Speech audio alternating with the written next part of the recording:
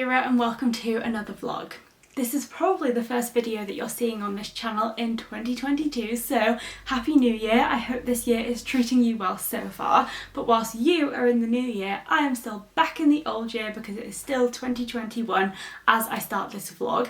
It's actually Monday the 27th of December, which means that we have 5 days until the new year, and the reason I'm starting a vlog today is because I still have something left to do before the year is out, and that brings us very nicely onto Operation GOODREADS GOAL, because while we have only 5 days left of the year, I actually have 7 books still left to read before I hit my GOODREADS goal. Dun dun dun!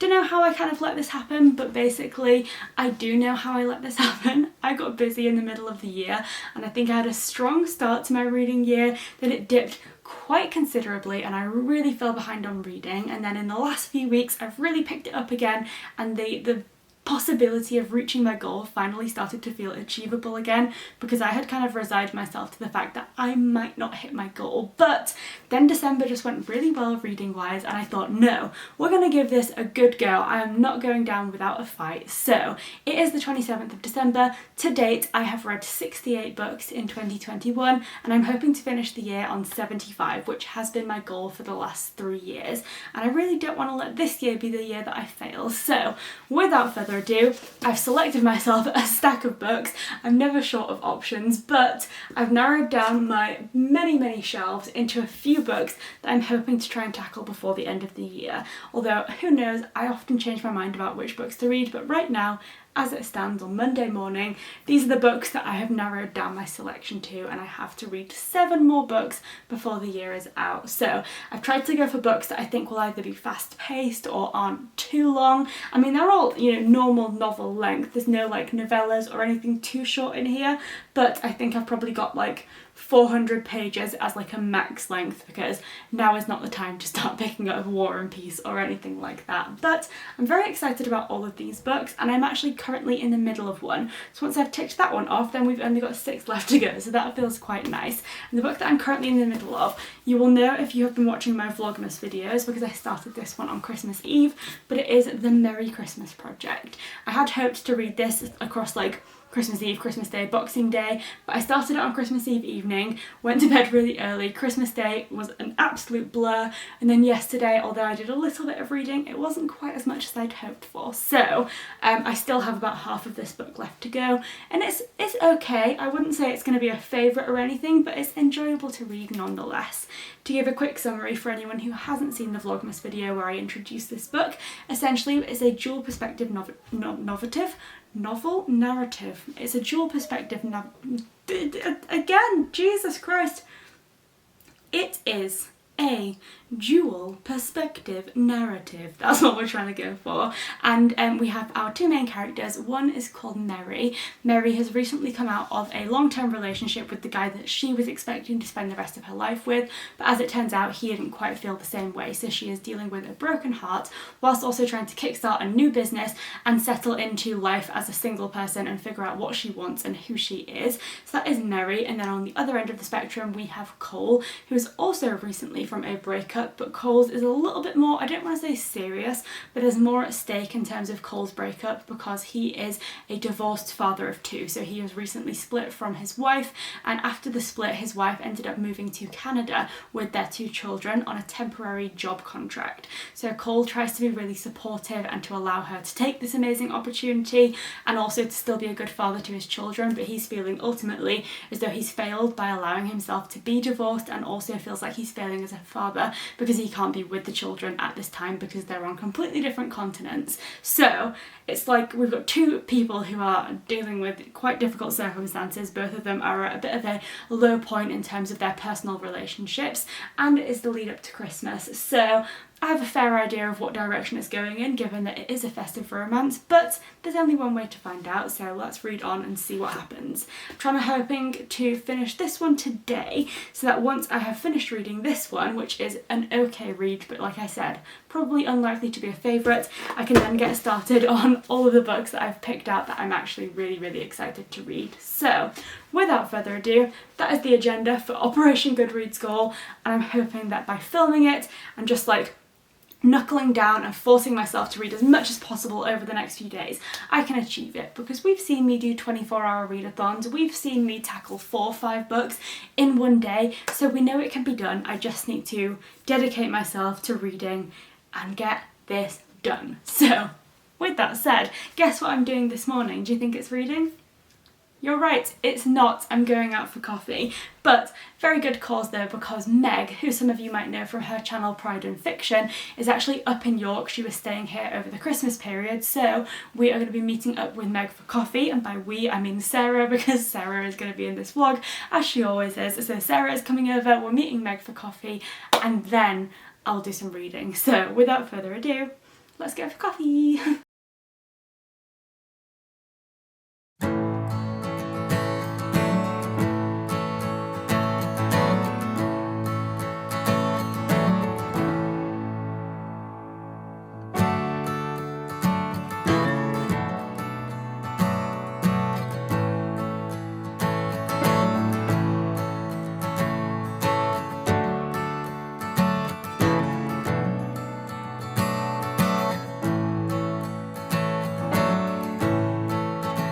So it's now about 7:30 in the evening, and I'm very pleased to report that we are 1 book down, because I just finished up reading The Merry Christmas Project, which was a very enjoyable, solid 3-star read.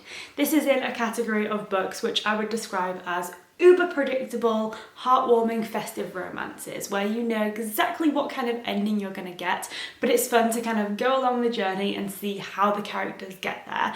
So I don't go into these books expecting them to be anything, you know, groundbreaking or like life-changing or anything like that, but I do really enjoy them, and in particular I think they're lovely at this time of year because they're so cozy and so heartwarming and have just been a really fun way to be festive all the way through the month. So I have really appreciated these books, and I'm really glad that I got to read one final festive romance before the season is out, because it's just nice, and I feel like I do want to read these more at this time of year than at any other time. So it was nice to kind of like get one final hurrah in before Christmas is well and truly over. But I rated this one 3 stars because while it was enjoyable, it wasn't quite as good as some of the other books I've read within this genre, and in particular I found that I loved the 2 main characters, and I really liked the fact that it was dual perspective and that we got to see each of their individual narratives, as well as seeing how the 2 main characters and their plotlines came together. And I think the author did a really good job here of making them both have very distinct storylines that weren't immediately thrown together. It felt a lot more gradual, the way that their storylines came together.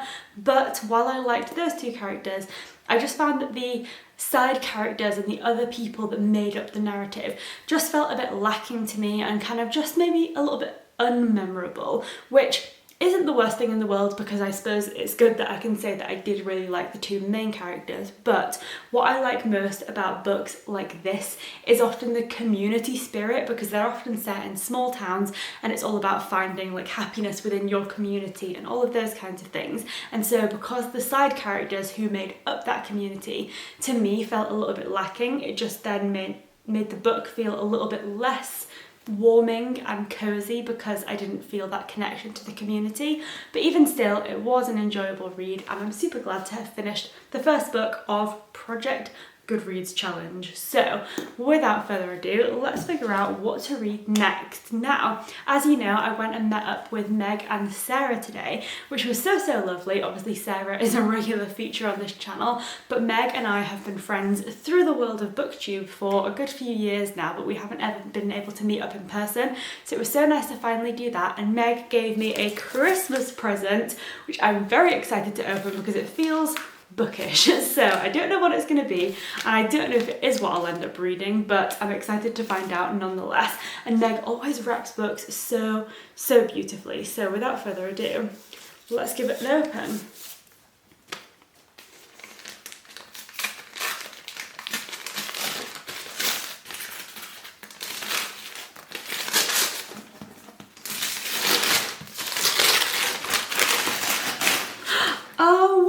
I'm sure she was talking about this today, in fact. Oh, beautiful. It's called The Other Bennet Sister by Janice Hadlow. And then the description says, It's a sad fact of life that if a young woman is unlucky enough to come into the world without expectations, she had better do all she can to ensure she is born beautiful.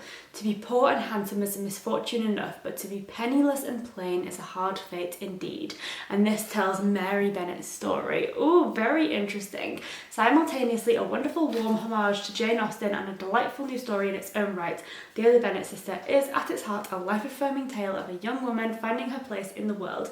Witty and uplifting, it will make you feel and cheer for Mary as you never have before. Oh, that sounds absolutely wonderful and I cannot wait to read it. However, I'm not going to be starting this one now because while it sounds absolutely delightful, it is over 600 pages and that doesn't quite seem in line with my goal of trying to read as much as possible over the next few days. So I guess I'll be putting this one to one side for now, but coming to this one in the new year, absolutely, because I have been loving all things Jane Austen and Jane Austen inspired recently on account of doing the All About Austen read along. So this is definitely going to be a fun one to dive into in the new year. In the spirit though of trying to read as much as possible over the next few days, I have decided to download an audiobook because, as you may know, I go to the gym most mornings, which means I have about an hour each morning where I could either listen to music, which is what I normally do, or a podcast, or I could be uber productive and listen to a book because I'm trying to read as much as possible. So I downloaded an audiobook and that was Bit of a Stretch by Chris Atkins, which is a memoir about his time in prison. Apparently he is a documentarist who was involved in some kind of fraud situation as a result of one of the documentaries he was making and then spent 5 years in prison. So very intrigued to see how that is going to go, but I think it's going to be quite an interesting one and also distinctly different from any of the fiction novels that I'm going to be reading, so I feel like it will be a nice little like balance out between the fictions that I'll be reading physically and then something else to listen to and keep me entertained at the gym. So I'm not going to be starting that one now because I don't know if you could tell from my pyjamas, but I'm not heading to the gym right now, but I am going to be going to the gym in the morning, so I think I'll get started on that one then. And just trying to cast my mind up to the shelves upstairs and think about which book I want to read physically, and I think I might go for I'm Thinking of Ending Things, which I believe is by an author called Ian Reid. It has been turned into a Netflix movie starring Jessie Buckley, who I think is absolutely wonderful. I first came across her because she plays Maria Bolkonskaya in the BBC miniseries of War and Peace, which Jay and I absolutely love and started rewatching yesterday evening, and I think that I would really like to watch the I'm Thinking of Ending Things movie, but I'd like to read it first, so I think I'll make a start on that book, possibly might pick up a couple of chapters this evening before going to sleep, and then hopefully get through quite a bit of it tomorrow, if not, fingers crossed, actually finishing it. So that's where we're at with reading right now. Finished one book, one down, there's 6 left to go, and I think I might make a cup of tea before getting on with anything else.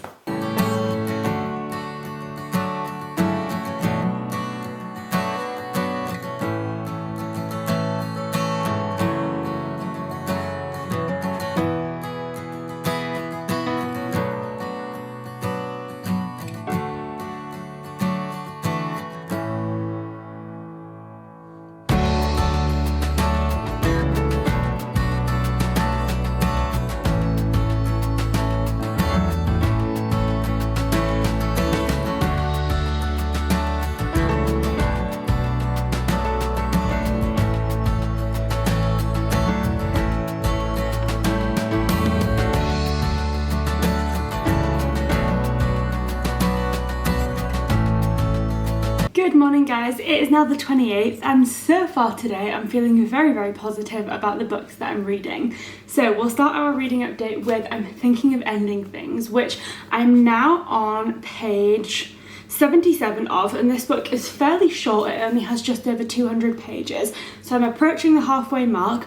And I'm really liking it, although I tried to explain to Jay what this book was about earlier, and I found that it's actually a really difficult book to explain because, in the least bad way possible, it's fairly mundane, like not a huge amount is happening, it's more so just like a little insight into an interaction between two characters is primarily what we've had so far, and it's giving me, I don't want to say like super Sally Rooney vibes, because in terms of like the main characters and the plot, I suppose it's not that similar to the kind of novels that she writes, but just in the way that it's these like back and forth interactions between two characters who are supposedly together, but kind of equally don't really seem like they're on the same level, and just like there's this sort of lack of communication, but also the book is all about them communicating with each other, and in those ways I feel it feels similar to Sally Rooney. But essentially we have a main character who's in a relationship with a guy. She's kind of having doubts about it, but she's on the way to meet his parents for the first time, and they're in a car and they're having these discussions. There are also some recollections of how they got together, and then there's an almost thrillery element in the sense that she's being called by someone who she doesn't know. She doesn't know why this person is calling her, and she hasn't told anyone about it yet.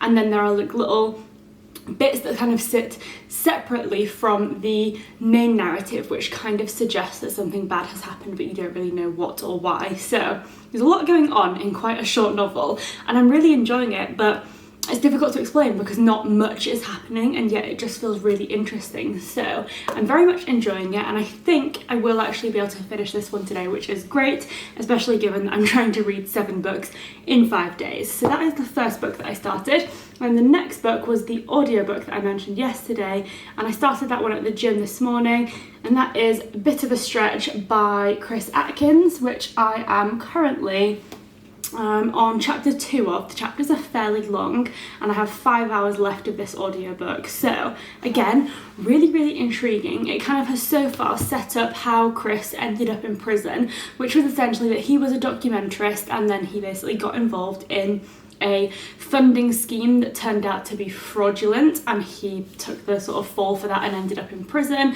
He ended up, I think it was called Wandsworth Prison, Wandsworth, one of those two, that's like quite a big and like notorious prison in the UK, and it's essentially sort of telling his story of like the conditions and how bad they were and just his experiences, and so far it's very interesting. So really liking both of them. I think Bit of a Stretch, although it's not a very long book either, will probably last me a few more days because I'll only be listening to it really at the gym, but I'm very interested to see where it goes. And then I'm going out for a walk now with Jay, but after that I'll be getting straight back onto I'm thinking of ending things and hopefully finishing this one in the not too distant future.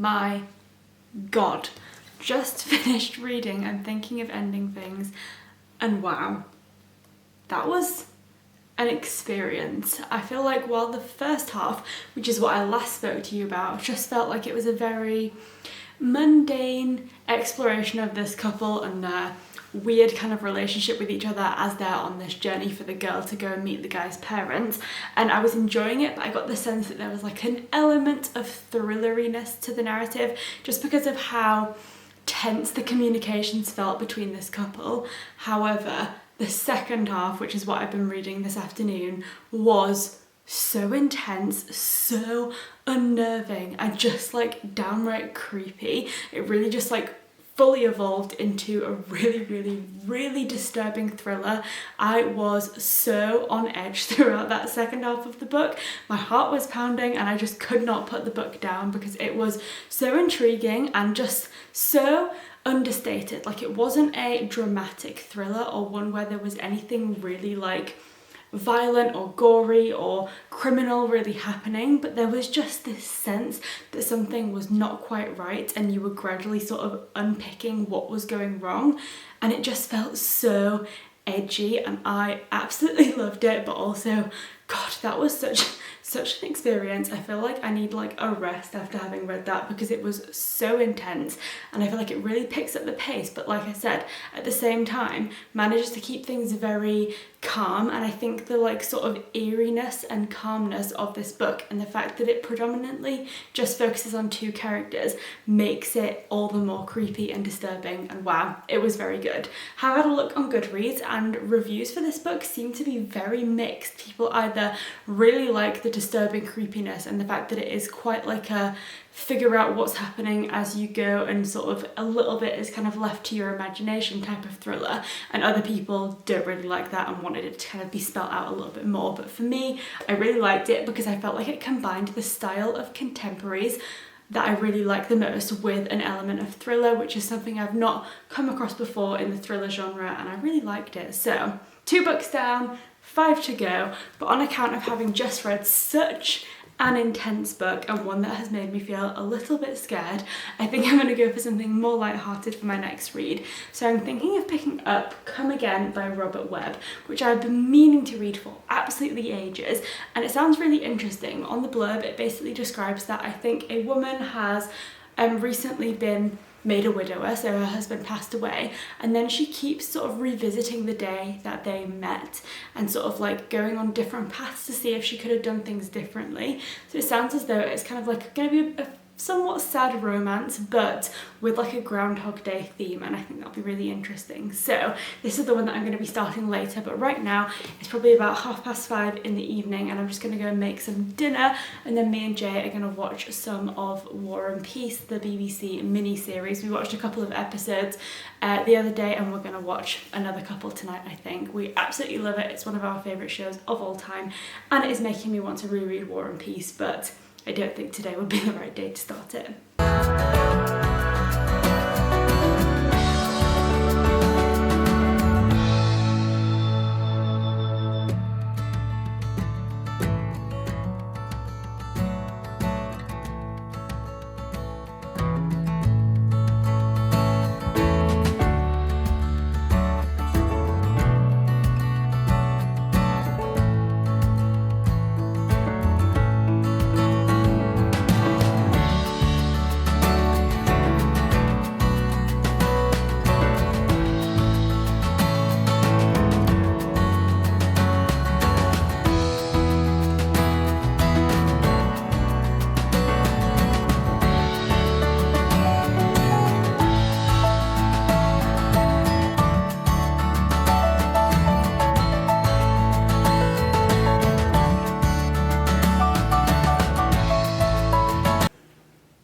Well, today has ended up being a very grey and rainy day, so that of course has made it a perfect day for staying inside and doing lots and lots of reading. And with that in mind, I do have quite a reasonable reading update to share with you all, because I made a start on reading Come Again this morning, and I've now made it to about halfway through the book. So I'm on page 129, and the book has a little over 200 pages, and I'm really liking it so far. I feel like it is capturing the essence of grief in a really raw way, because as I mentioned yesterday, this book focuses on a widow. She met her husband at university. Our main character is called Kate, and they had been together for 28 years, and then her husband passes away very suddenly of an illness that they didn't even know he had, and she's really struggling to come to terms with her own sense of blame for not recognising that her husband was ill, although of course that is completely unfounded, because how could she have known when he didn't and medical professionals didn't. But she's dealing with that grief of feeling as though she should have pushed him to sort of seek out help from a doctor despite not having any symptoms and all of that kind of stuff. And then just in general struggling to come to terms with the fact that she is a widower and that she is now sort of in her 40s and without her life partner, someone that I'm sure she expected to be with until she was much older. So I feel like it's capturing that sense of grief really well, and showing how that can take a really big toll on someone's mental state. If any of you have read The Two Lives of Lydia Byrd, which is another book that focuses on grief and how Lydia decides to, or not even decides to, but kind of finds herself spending more and more time in a fantasy world where her husband was still alive to cope with the reality of grief. It's very similar to that, because Kate, the main character, is also spending a lot of time kind of like fantasizing, imagining that her husband is still alive and sort of thinking about how she could have done things differently. And I'm just finding it really interesting. It's quite emotional, and you can really feel the heaviness of what she is experiencing and the way that she is just so removed from her actual life, because it just is too painful to be in this world and to surround herself with people that also know her husband in a world where he no longer exists. And there is also a quote quite near the beginning of the book which I feel like kind of summarizes why or how the book really captures the feeling of this particular type of grief so well. And it says, what they don't tell you at widow school she had come to understand was the way you age. You meet and fall in love with someone when you're 18, and the two of you are still together when you're one day older and another day older, until all the days of 28 years have gone by. So there's a part of you that still sees yourself through their eyes, a part of you that is still 18. And when they die, when that connection is lost, you start to see what other people see instead. And I just thought that was such a poignant way of exploring how this loss of someone who you'd spent the biggest part of your life with is just so unimaginable. And I just thought, wow, it's doing such a good job of exploring that, and I'm really, really loving it. So really enjoying this one. And then of course at the gym this morning I listened to some more of my audiobook, which is the prison audiobook, a bit of a stretch, Diaries of a Prisoner, and I am now on chapter 5 with about 3.5 hours left to go of this one. And likewise, I think this book is so good. I am really enjoying it. I came across this by pure chance because I just knew I wanted to read a memoir, and I looked through the biographies and memoir section on Audible and found that one. Had never heard of it before, but it's so interesting, and I feel like it's doing a really great job of balancing humour and then a very, very serious situation. So Chris is obviously a person who you wouldn't typically expect to be in prison. He is of a socioeconomic status which would typically mean he wouldn't find himself in that circumstance, and because he is a documentarist, he's looking at prison in a way that I think is very aware and critical, and just noticing the way that the system functions rather than just being focused on his own experience. And in a way, to cope with his own experience and the fact that he knows he's in prison for a relatively short period of time, and that because of his privilege he'll be able to slot back into life afterwards, he's kind of treating the situation with a little bit more humour than other people might because he has that level of privilege. But then equally he is recognising how, while that's his experience and he's able to shine light on his experience and create a little bit of humour and just add a section of lightheartedness to his narrative, and the fact that he was in prison, which is obviously a serious thing in and of itself. So he's bringing in that humour, bringing in the lightness, but equally exploring other people's narratives and people who are in and out of prison all of the time, and the inability of the prison system to do what it is supposed to do and to provide basic hygiene and human rights essentially to the people who are in there. And he's kind of just showing and shining light on the fact that it's a broken system. So it's doing two very different things in a sense. There is a lot of light in it, and yet there is also so much seriousness, and it's kind of a really great way to balance out the fact that he had his experience, but he also recognises that it's not like that for everyone. And I just think it's doing a really good job of exploring that. And I haven't ever really come across any kind of prison narratives aside from Orange is the New Black, which of course is based on a memoir, and I know that the rest of it was very fictionalised, but the basis was based on a memoir, and I think that was a really interesting insight into the American prison system. But this one is obviously focused on the UK, and it's very, very interesting. So I'm really liking both of the books that I'm reading. As I said, today has been a very rainy day, so aside from going to the gym this morning, it's been a pyjamas and books kind of day, so I'm going to get straight back into this book, hoping to finish it this evening if possible. Although I'd love to know if anyone else can relate. As soon as it gets dark outside, it's like my eyes just switch off and I cannot read to save my life. So I'm going to try and do as much reading as I can for the next hour before it gets dark and see how far I get. But yeah, the plan is to hopefully finish this one today.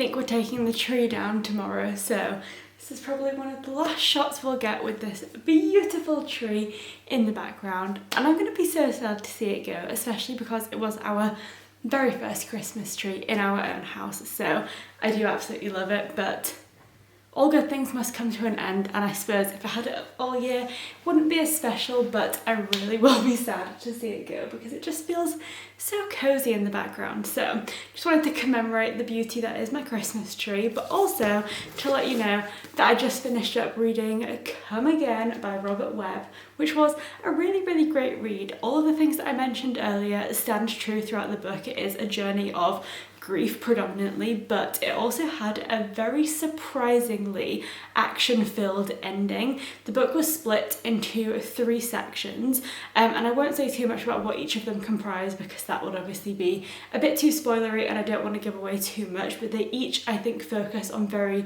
different parts of Kate's grief journey, and they take very different formats, and the final one was something that I was really not expecting. Like, it didn't necessarily feel as if it went with the rest of the book as such, and it also was the least realistic part, and I think focused least on grief and was more like just for entertainment's value. But even with that said, I do think it was a really, really good book. I enjoyed reading it and it was a very quick read. Obviously I started and finished it today, so perfect for this end of year reading challenge. But yeah, this has been on my shelf for months and months and months, so I was very glad to finally read it, and I'm glad that I did enjoy it, which is what I was hoping for. So that is another book down. I think that is 4 books that I still need to read. I think that's 3 down, 4 to go.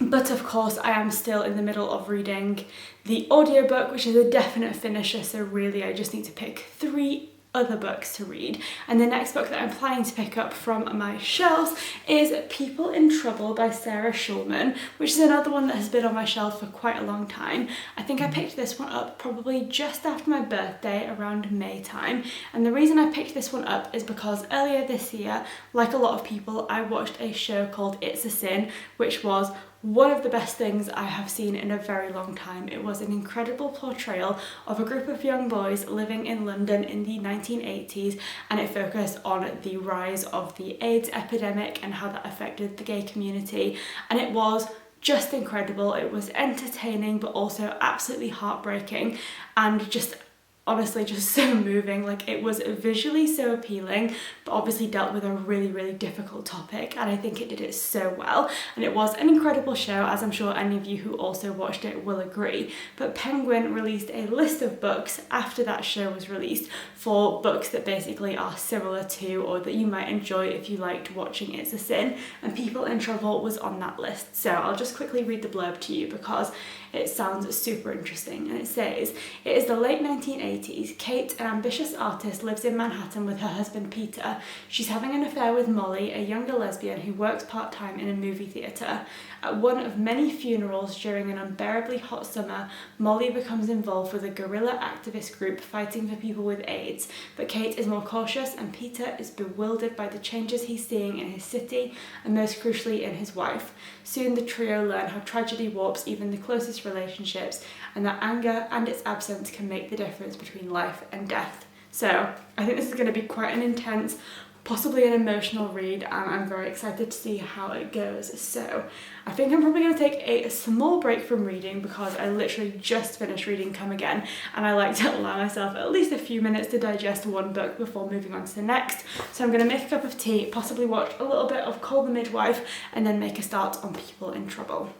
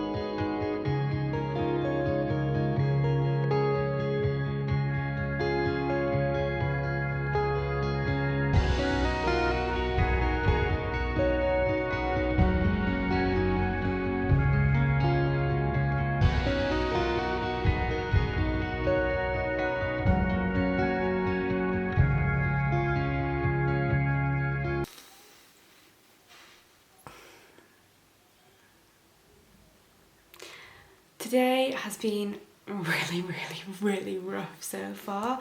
It's currently about 11:30 in the morning on Thursday. The tree is officially gone, so Christmas is over, and I feel like it. I feel horrific today. Like I said, it's 11:30 in the morning right now. I woke up for the first time today at about 1:30 a.m. to be sick for the first of many times today, because I think I must have food poisoning or a sickness bug. I don't know what it is. I don't like it. I haven't been sick since I was like 4. Like, obviously I've been ill, but I haven't actually physically been sick since I was about 4 years old, so I don't do it very often, and I quite liked it that way. So I've broken a 20-year streak, and I'm not too happy about it, to be honest, because I feel horrific, like genuinely terrible. I really didn't sleep much last night because of the situation that I was dealing with, and today I just feel so dead. Like, my whole body just aches. I don't want to move, but whenever I sit down I feel uncomfortable, and I'm trying to drink some water, but even that just feels a bit gross. So I feel dehydrated, but also every time I try and drink something I feel more sick, so it's not great. It's not really great. Not what I had in mind for the day. I have listened to a little bit of my audiobook this morning. Suffice it to say, I did not go to the gym, but while I was just sat around feeling sorry for myself, I did listen to a bit of the audiobook, and I now have about 2.5 hours left. Still enjoying it. All the things I said yesterday are still true. I don't really have anything else to add to the discussion on this book. Bit of a stretch, the prison diary, but it's very interesting and I would definitely recommend it to anyone.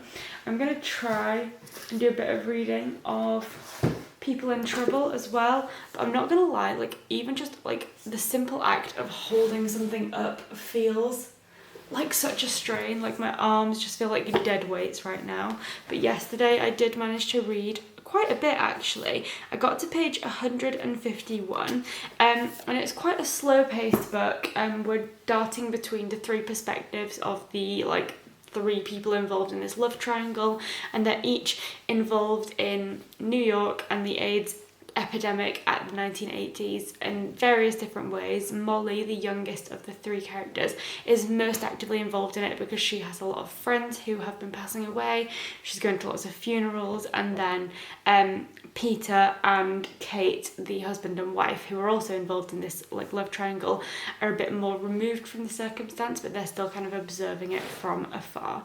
It's very interesting. It's quite choppy because the chapters are obviously, as I said, darting between 3 different perspectives, and generally speaking the chapters are quite short, so you're just darting between each one, which I think is a really interesting way to kind of get everyone's perspective on what's going on. So I'm also really enjoying this one, and I'm going to try and get through it today, seeing as I'm not going to be able to do anything else, but quite frankly I feel like a death. So there we have it. Happy Thursday.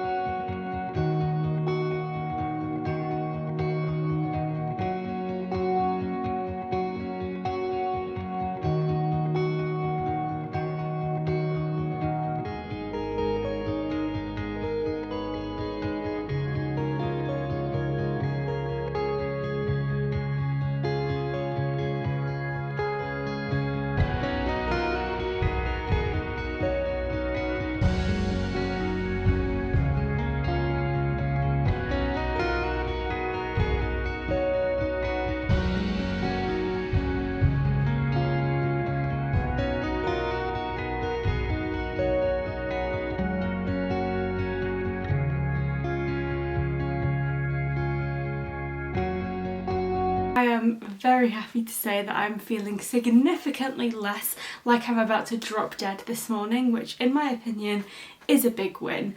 I honestly have never felt as horrific as I felt yesterday, probably not helped by the fact that I woke up at 1:30 a.m. when the whole debacle started, and that's never going to make anyone feel good. But then literally the feeling of nausea and just my whole body ached, and just general feeling of deathliness lasted the entire day. It was honestly horrific, but luckily I got a full uninterrupted night's sleep, so no uninvited 1:30 a.m. wake-ups this morning, and I woke up feeling so much better. The nausea is gone, and the only feeling I had really this morning was just very, very dizzy, and I think that was because I was very dehydrated from not being able to really like drink or eat anything yesterday. So woke up this morning, had myself a cup of tea. I didn't have a single cup of tea yesterday, so you know I must have been feeling quite bad. Some toast and also some orange juice for those vitamins, and I'm feeling significantly better and more like myself, which I'm very happy about. But in terms of the Operation Goodreads goal, we are now up against it because today is Friday the 31st of December, which for anyone that doesn't know is the last day of the year, and I still have 4 books left to finish, or rather I had 4 books left to finish at the beginning of this morning, but I actually did manage to finish People in Trouble, and I'll get onto that in just a moment. So I'm up against it because I did lose basically an entire day of reading from just being so utterly dead yesterday, but I'm optimistic. I think we can do it. I'm going to pick books, of course, that I think I'm going to be able to get through quickly and that are going to be fun or easy reads, and just that I'll be able to finish in a day basically. I have my audiobook that I still need to finish, so really there's just 2 books that I need to pick and start and complete all in today. So Jay is working, he's just set off for work now, and he's not going to be back until about 7 p.m, so I've got basically an entire day ahead of me, and reading is my top priority. So as I mentioned, I did finish People in Trouble, which brings us up to a total of 72 books so far read in 2021, and I liked this book. It was okay, like I enjoyed it enough to read it, and it was like interesting in parts, but it was different than what I expected.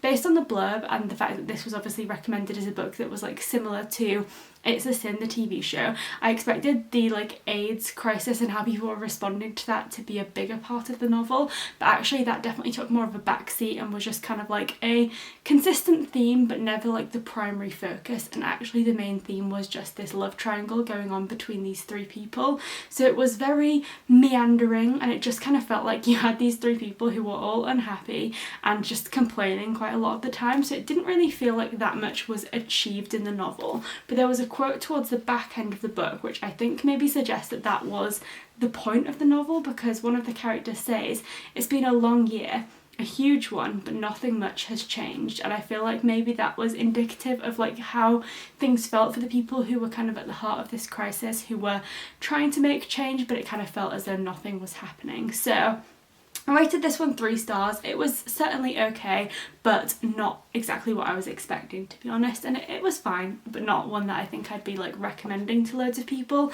because it just wasn't quite what I was hoping for. But it's another book down, and that is the main thing. So in terms of today's reading priorities, we of course have our audiobook, which I'm very excited to finish.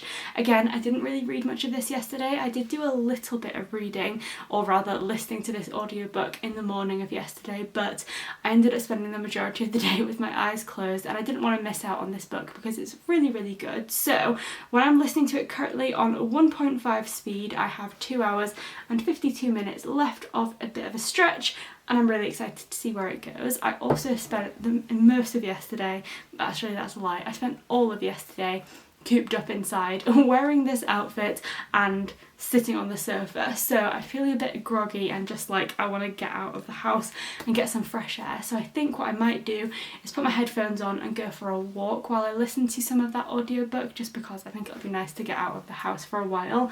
And then when I get back, the next physical book that I'm going to be starting is this one called Such Small Hands, which I picked up back around October time because it looked really creepy, and I thought this could be a really good one to read around Halloween, but of course we are quite far away from Halloween now, and guess what, I didn't read it. But it's a short book, it only has just over 100 pages, 105 pages altogether, and in the back of the blurb says, "Marina's father died instantly, her mother in the hospital. Now she lives in an orphanage with the other little girls, but Marina is not like the other little girls." And then one of the quotes at the front says, "Chilling, sinister, as effective a ghost story as any I have read." So I feel like this one sounds kind of creepy, but also I'm excited to see where it goes, and I do think ghost stories lend themselves well to not being too long or difficult to get through, so I'm hoping this will be a nice easy one to tick off at the beginning of the day. So with that said, I'm back from the dead and we're gonna go out for a walk, so let's do it.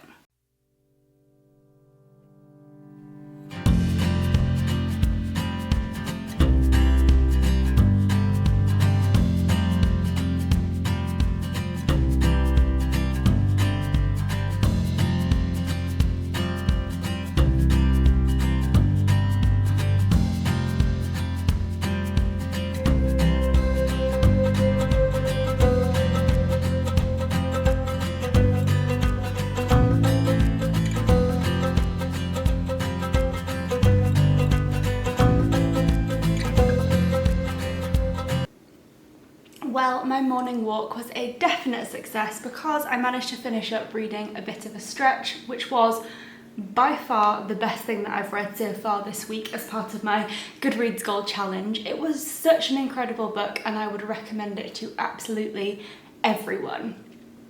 I think what I said earlier in the week stands true to why I enjoyed this memoir so much, and that was simply because it managed to shine a light on what is a very important topic, which is the reality of the prison system here in the UK, but it combined that with something that felt like it had a real personality and you really felt like the author's own experiences coming through. And so there was lightheartedness, there was humour, there was making light of a situation that was obviously quite difficult for him to cope with, but it provided such a great insight into something that I'd never read about before, and I just think it was such a great book. So yeah, would recommend that to absolutely everyone. I've taken a small break from reading just to have a cup of tea, my second round of toast and jam for the day, because whilst I'm definitely feeling better, I'm sticking to the simple foods for now just to be on the safe side.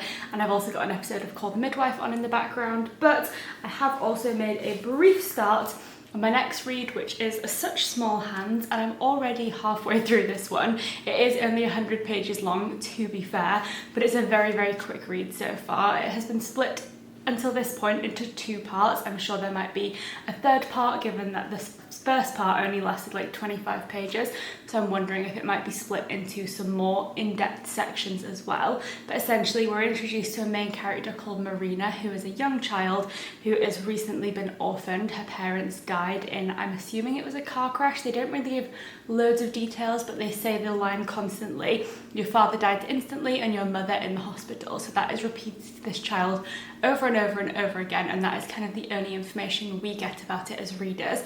And then she's taken to an orphanage. So the first section was from her perspective, and then the second section so far has been from the perspective of another child in the orphanage, talking about who Marina was and how they responded to her.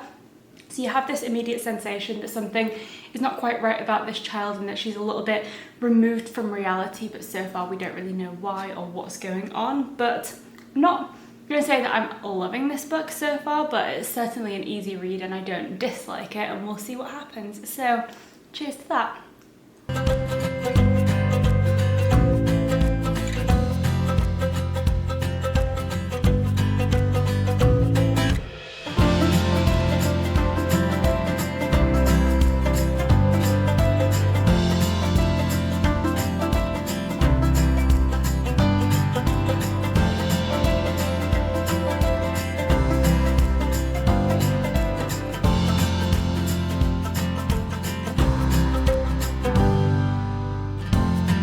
Okay, so it is just before 2:30 in the afternoon and I just finished up reading Such Small Hands, which I rated 2 stars because I would say this book fell short of my expectations and it was definitely below average in my opinion, in the sense that I just don't feel it was a very memorable story at all. I kind of would liken this one to The Turn of the Screw by Henry James, not necessarily in the topic of the novel or anything like that, but in the sense that I went into both novels expecting something chilling, disturbing, ghostly and kind of terrifying, and was just left feeling vastly underwhelmed by the novel that I actually read. So I just thought that this book was going to be a lot creepier than it actually was. I I obviously described the blurb to you, which is very, very short, right here at the top of the back of the page, and then underneath the blurb is loads and loads of testimonies, which of course I know are subjective, and also the people who are creating the book cover are obviously going to pick the best testimonies to describe the book that makes it sound the best, because you're not going to put something that doesn't make the book sound good on the book cover, obviously. But some of the testimonies are more than just a scary story, this is so much worse. Magnificently chilling, worthy of the most spine-tingling horror film. Eerie, uncanny, it will creep deep beneath the skin. Full of magic, malice and troubling enchantment. And I just read those things when I was about to purchase this book back in October and expected a book that would live up to those comments, but I just really don't think it did. It was not really particularly scary. I wouldn't say it was even that disturbing. It just lacked character to me, and I think because I wasn't really invested in what was going on, I then just didn't find anything that was worthy of feeling creeped out about. So disappointing, but at least it didn't take me long. I'm always like not too bothered about a disappointing read when it's a short book, because it doesn't feel like it's robbed you of too much time, whereas if you had a book that was so much longer and then you felt disappointed, kind of feels like you've wasted your life. But this was just about an hour's work for me to read this one, so not too shabby. And now it is 2:30 and I have one book left to read for this challenge. So I'm sitting in front of my shelves because I've just been giving some very in-depth thought to which book to read.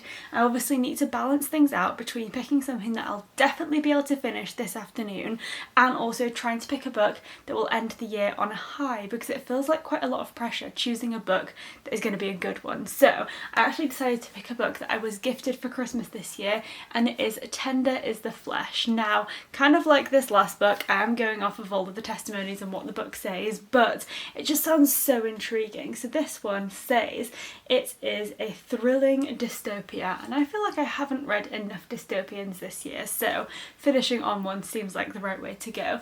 And the description on this book, I'm just going to read the blurb exactly as it says on the back of the book. So it says, if everyone was eating human meat, would you?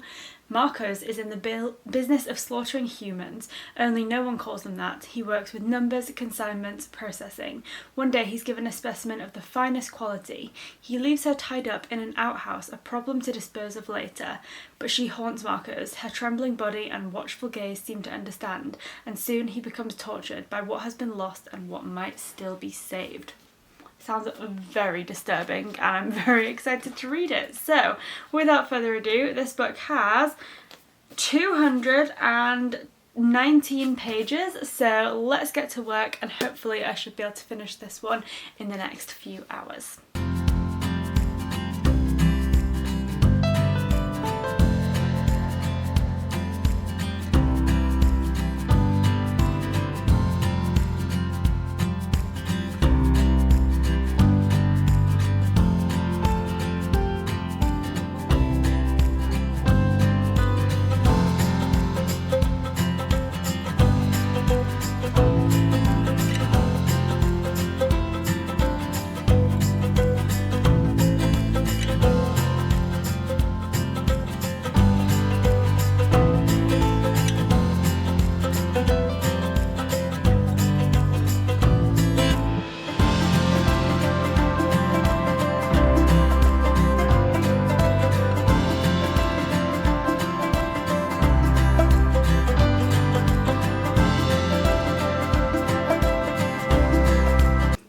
Okay, so it is now 5 p.m. and I have just finished up with my final read of 2021, which was absolutely stomach-churningly disgusting, but in a way that was obviously very, very intentional.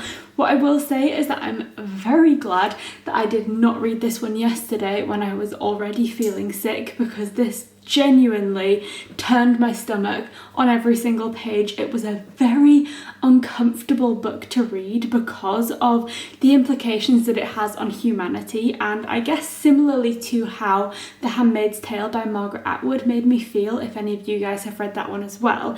It just feels almost too believable. It's like disturbing in a way that feels like it could actually happen, and it just chills you to your very core because it feels just like something that should never happen but possibly could. And yeah, it was just so disturbing right until the very last page, which had an ending that was both really sad and also kind of like believable in a way that you're just like, yeah, I guess people would do that to someone else. But yeah, I can't really say too much without giving away any spoilers, but what I will say is if you're looking for a dystopian that is going to make your skin crawl, this is the one for you, because it was, yeah, very disturbing, but as I said at the beginning, it felt disturbing in a way that was entirely intentional and showed that the author knew exactly what they were doing the entire time. So definitely a good one and an impactful book to finish the year on. And of course, this brought me up to my total of 75 books in 2021. Nothing like leaving it to the last minute, but I did it and I'm very, very happy to have completed that challenge this year. As I put my little final book into Goodreads, I also came across my 2021 in books on Goodreads, and I thought I would share with you two stats. The first being my shortest book of the year, which was The Lottery by Shirley Jackson. That is a short story that is about 30 pages long, and I read that as part of one of my Rory Gilmore 24-hour readathons. And then the other stat is of course my longest book, and that was It by Stephen King, which is no surprise to anyone because that book is massive. So if you also use Goodreads to track your reading and you know what your shortest and longest books were for this year, I'd love if you'd leave that in a comment down below because it's always interesting to see. And I'd also love to know how many books you managed to read in 2021. Not that there is any pressure at all to read any particular number of books, because I think as long as you're reading and having fun doing it, that is the main thing. But I'm also glad to have hit my goal this year. So thank you so much for watching. I hope you've enjoyed seeing me struggle against illness and against the challenge to complete my reading for the year. But I will see you in the next vlog, which will be all about the first book that I read in 2022. So see you next time.